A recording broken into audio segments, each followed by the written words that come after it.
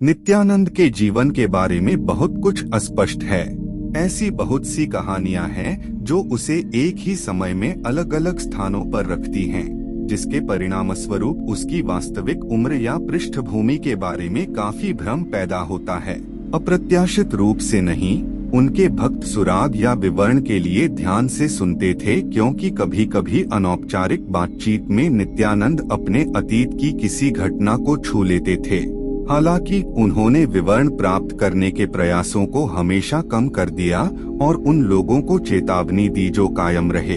कुछ लोग उन्हें सीलोन और सिंगापुर की यात्रा का संक्षिप्त उल्लेख करते हुए याद करते हैं, जबकि अन्य कहते हैं कि उन्होंने हिमालय क्षेत्र के बारे में गहन ज्ञान प्रदर्शित किया था। यहाँ तक कि उनके नाम में भी रहस्य है।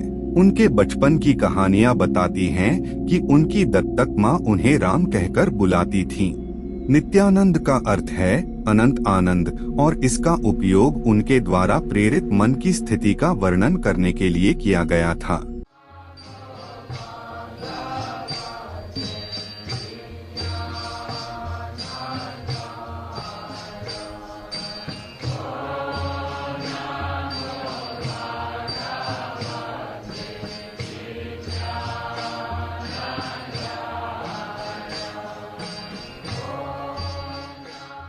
एक भक्त जो उनके सामने बैठकर परमानंद पूर्वक नित्यानंद को मंत्र के रूप में दोहरा रहा था, उन्होंने कहा, यह कोई नाम नहीं है, यह एक अवस्था है।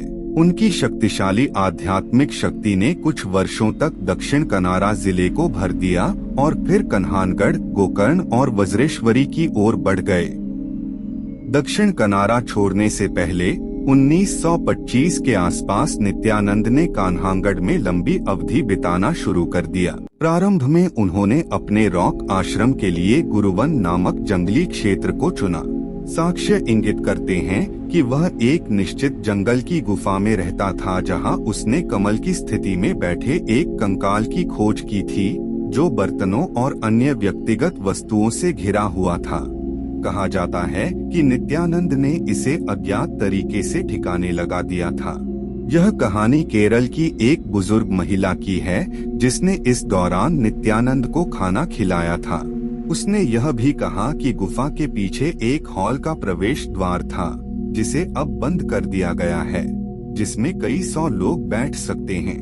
नित्यानंद अक्सर कहा करते थे कि पहाड़ी के पार गुरुवन में कई संत समाधि में हैं। कुछ लोगों का मानना है कि वह पिछले अवतार में इस विशेष स्थान से जुड़ा था और कंकाल या तो उसका अपना था या उसके किसी जानने वाले का था।